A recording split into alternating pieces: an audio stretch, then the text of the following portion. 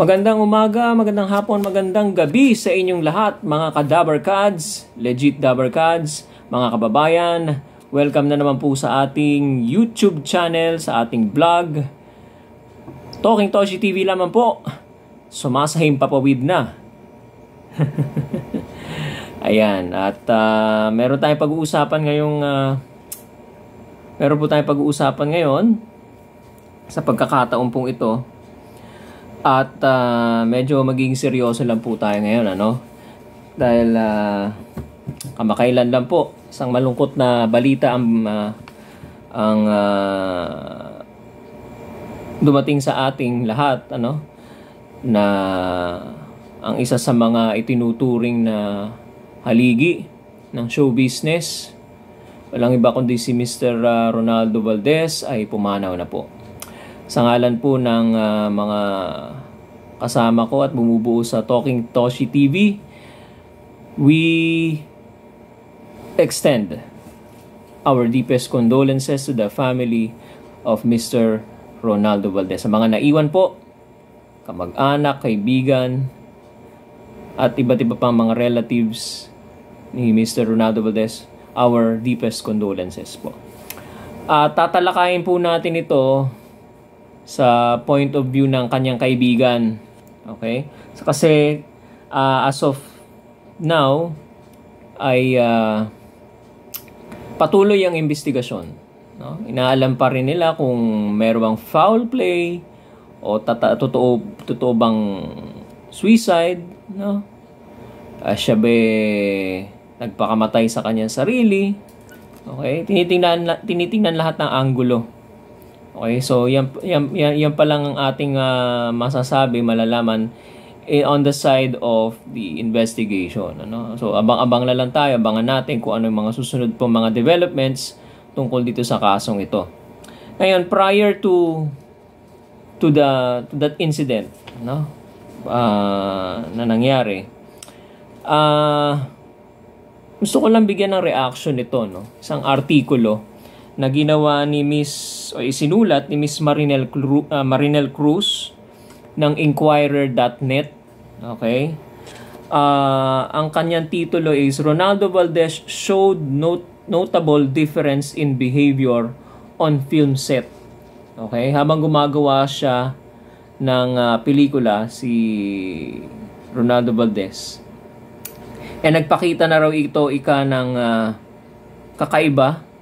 Okay? Notable difference sa kanyang behavior, no? Sa set. Okay? Ito ay sinulat ni Miss Marinel Cruz. Kinecredit po natin sa kanya itong artikulo ito, nilabas December 21, 2023. Okay. In-interview niya po rito si Miss Boots Anson Rodrigo. Okay? Si Mrs. Boots Anson Rodrigo, matalik na kaibigan, no, nakatrabaho ni Mr. Ronaldo Valdez, no? Nakatrabaho niya, no, way back 1970s. So matagal-tagal din ang kanilang pinagsamahan, ano? Okay. Ang sabi niya dun sa una niyang statement, ano, nung tinatanong siya kung meron ba siyang alam na pinagdadaanan ni Ronaldo Valdez or ano, ang naisagot niya is failure to save his marriage was what made him sink deeper into a pit of depression. Yung kabiguan daw ika ni Mr. Ronaldo Valdez na maisalba yung kanyang marriage. Okay. Yun ang lalo daw nagpalubog, isang factor na nagpalubog sa hukay ng depression. Okay, medyo mabigat-bigat to, no? So, yun ang sabi ni Miss Boots Anson Rodrigo, no? Okay. Ang sabi pa ni Miss Boots Anson Rodrigo rito, I think this had to do with his personal life. I don't know if it's common knowledge that his marriage broke up some 3 years ago. I never asked him the reason why, but of course, I know that This had an effect on him. Okay, so sinasabi niya rito, may kinalaman yung pagka-depress sa personal life niya, no? More on the personal side daw, no? At hindi naman masyadong, kumbaga, tahimik lang kasi, no? Hindi sigurado ni Miss Boots kung marami ang nakakaalam na nasira or na broke up yung marriage nila nung asawa ni Ronaldo Valdez. Silang dalawa na broke up, no? Some 3 years ago, no? Hindi naman daw niya itinatanong dahil nahihiya siya, no? Okay? And sa tingin niya, yun ang isa sa mga pinakamalaking factors na nag-contribute sa kanyang pagiging depressed, no? On the set, no, sa pelikula, I noticed that he already had a hard time walking. So ito dinidescribe niya yung siguro yung physical abilities ni Mr. Ronaldo Valdez during the shooting or the filmmaking, He used a cane and needed some assistance to move around. So nagtutungkod po siya. Okay? At nangangailangan siya ng ayuda. Kailangan pa siyang akayin or alalayan para makalakad siguro, no? More than the physical pain, I noticed that he was sad. Ayan. So, yung kakaiba yung nakita niyang kalungkutan kay Mr. Ronaldo Valdez. Yes, he would still joke around. Nagbibiro pa raw, but there was a notable difference in his behavior. Ayun. Merong kakaiba na diferensya. Okay? Hindi parang sabihin natin hindi siya ganun dati. No? Merong kakaibang ipinoproject siyang behavior. No? Siguro sa tagal naman ba naman nilang magkaibigan at magkasama sa industriya, talaga mahahalata mo may notable difference talaga sa kanyang behavior. Dahil hindi ka naman ganun dati, mahahalata mo talaga, no? Once when we were rehearsing, babatuhan ng linya, he told me, "Mare, masakit dito," while pointing to his heart. "Mare, masakit dito." Eto, no? Hindi lang natin alam kung talagang may sakit si Ronaldo Valdez sa puso, no? We're not sure if ang sinasabi ni Ronaldo Valdez dito is literal na masakit or figurative language. Okay? Yan. Basta ito ang sinabi ni Miss Boots, masakit dito sa puso, no? Whatever he was going through emotionally had a big impact on him. I felt too shy to ask him about it. So hindi ko na lang tinanong kasi baka ayaw rin naman or nire-respect niya yung privacy ng tao, no? Okay. It was kind of perfect for our scenes because we were portraying an old couple, no? But when the director would start or shout cut, no, pagka pinakakat na yung eksena, I could still see his pained expression. So kitang-kita pa rin yung, kumbaga tuloy-tuloy, cut na pero dire-diretso pa yung kalungkutan, labis na kalungkutan niya doon sa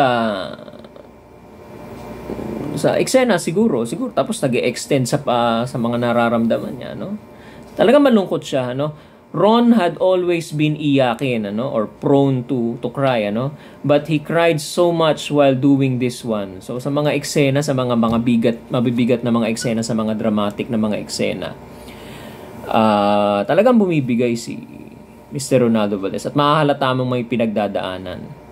Okay? Yan. So yun yung notable difference na ibigay sa atin sa interview ni Miss Marinel Cruz kay Miss Boots Anson Rodrigo, na matagal nang nakasama ni Mr. Ronaldo Valdez sa pelikula, sa industriya ng pelikula, way back 1970s pa. Okay? So ito medyo not medyo talagang credible source, ano, the way na nagbe-behave si Mr. Ronaldo Valdez. Meron daw noticeable or notable change or difference sa behavior niya. Okay? Pwede siguro natin mapanghawakan to. Maganda itong siguro pwedeng ma-contribute. Okay?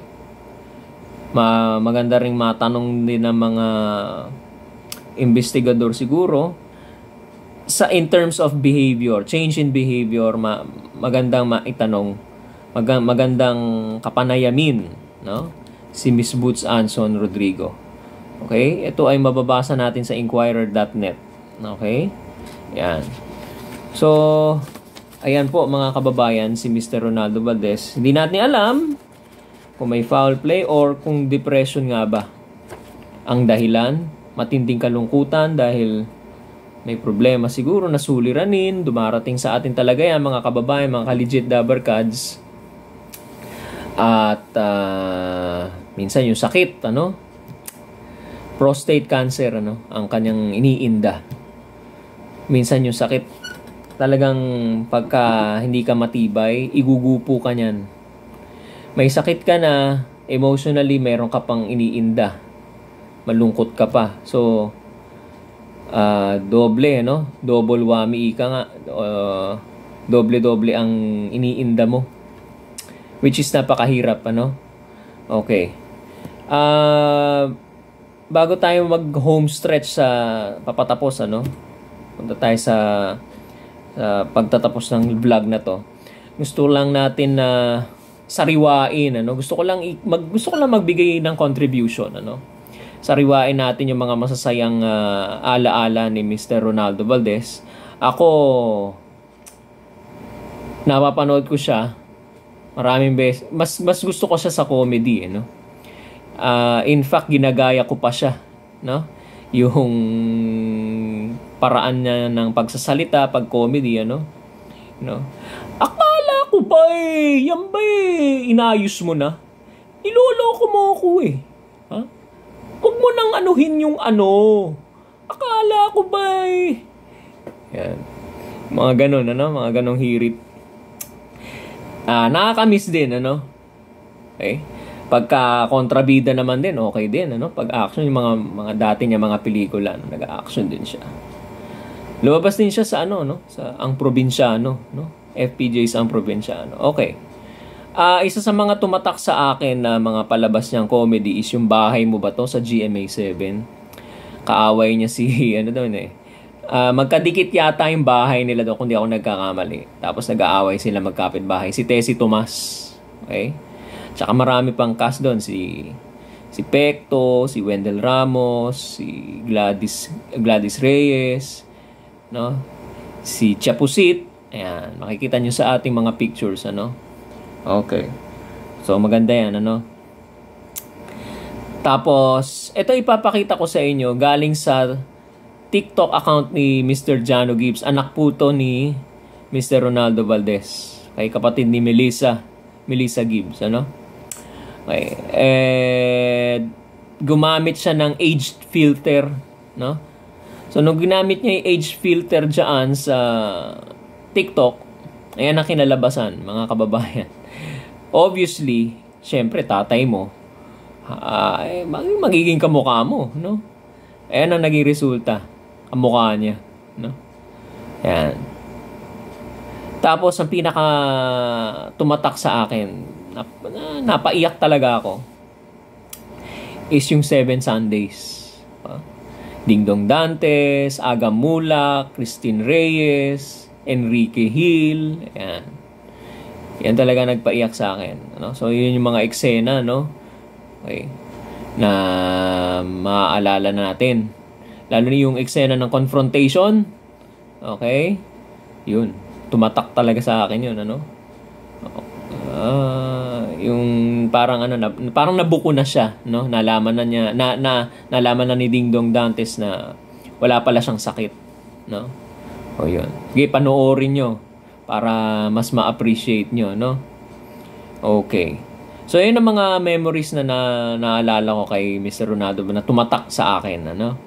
Yung bahay mo ba to? 7 Sundays. At of course, yung TikTok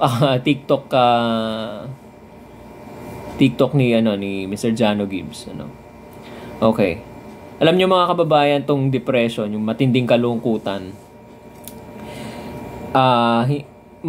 dumarating talaga mga problema, mga kababayan, mga ka-legit Dabarkads. Hindi natin maiwasan yan. Kaya lang tinuturuan tayong mga tao na huwag mabalisa. Anxiety ang tawag dyan eh. Ayan, mga tinatawag na anxiety attacks. Okay, mga kabalisahan na hindi mo alam kung anong gagawin mo, yung matinding depression dahil sa problema. Okay? Kung meron tayong malakas na pananalig at pananampalataya sa Panginoong Diyos, no? At magtitiwala lang tayo doon sa magagawa niya, mawawala yung mga kabalisahan na yan. Mga kababayan, mga ka-legit Dabarkads, maniwala kayo sa akin. Yung problema nyo, idulog nyo lang sa Panginoong Diyos. Okay, gusto ko lang mag-share, ano? Kasi gusto ko lang kunin tong pagkakataong ito para makatulong din sa inyo, no? Ang sabi kasi sa Biblia, Filipos 4:6, ano? Ito ang gagawin natin, mga ka-legit Dabarkads, mga kababayan, pag nalulungkot tayo. Okay? Huwag tayong bibitaw. Huwag tayong magre-resort sa kung ano-ano. Okay? Hindi maganda yun. Okay? Ito ang payo ng Biblia, ng Bible, ano? Huwag kayong mga balisa sa anumang bagay, ang sabi, no? Kundi sa lahat ng bagay sa pamamagitan ng panalangin at daing na may pagpapasalamat ay ipakilala ninyo ang inyong kahilingan sa Diyos. Yung pananalangin at daing, pagdaing sa Diyos, ano? Iiyak mo lahat sa Kanya. Okay? Bago ka pumunta doon sa best friend mo, bago ka magkwento doon sa best friend mo, iiyak ka muna sa Diyos. Ilapit mo muna lahat sa Kanya. Okay? Pagka mabigat, ano? Mabigat talaga. Nakikinig ang Panginoong Diyos. Maniwala kayo sa akin, ano? At, yan ang rekomendasyon ng Biblia. Yan ang dapat nating gawin. Manalangin. Dumaing sa Diyos. Hindi yung mag-iinom ka, ay ilulunurin mo yung sarili mo sa alak, pagkatapos pagkagising mo bukas, may hangover ka, nasolusyonan ba yung problema mo? Hindi rin naman eh. Nandiyan pa rin naman, oh. Diba? Oh. Sabi pa doon sa isang talata ng Biblia, no? Sa unang Pedro 5:7, 5:7, ano? Ito. Dapat natin gawin to, no? Na inyong ilagak sa Kanya, sa Diyos, ano? Ang lahat ng inyong kabalisahan sapagkat kayo ipinagmamalasakit niya because God cares. Oh. Mahal ng Diyos ang tao eh. Tayo lang naman ang lumalayo sa Kanya. Okay? Oh, anong gagawin natin pag may balisa tayo, kabalisahan? Ilagak natin sa Kanya. Pagka yung word na ilagak, ano yun, di ba parang halimbawa yung ibinibigay mo na sa Kanya. Okay?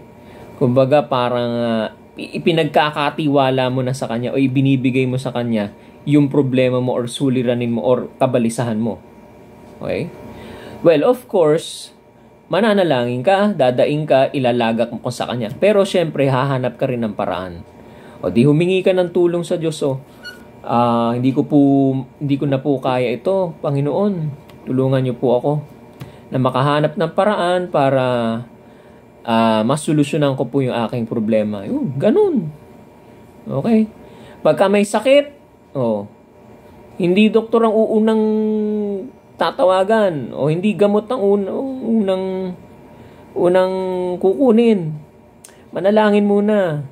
Mingi muna ng basbas or tulong sa Diyos na kasangkapanin niyo po, Ama, o Panginoon, yung iinumin po namin gamot. Pagpunta po namin sa doktor, sana maging successful. Di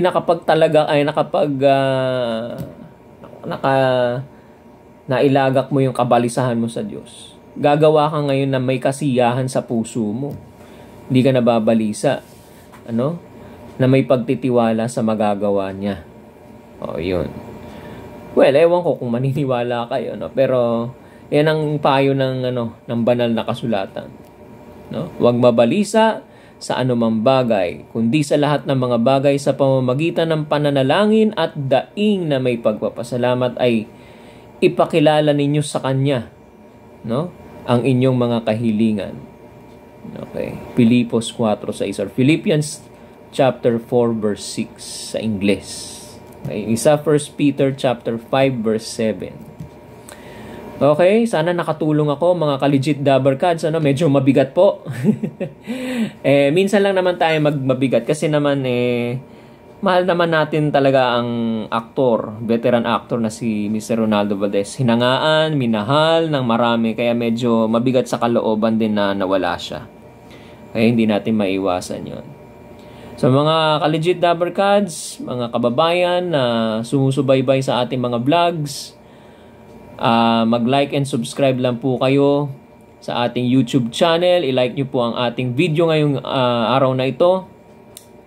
Ang ating Facebook account, sundan nyo na rin po. Paki-follow and share na rin po, mga kababayan, ka-legit Dabber Cards at mga TVJ Solid fans. Yan. Okay? Mag-iingat po tayo palagi. God bless po.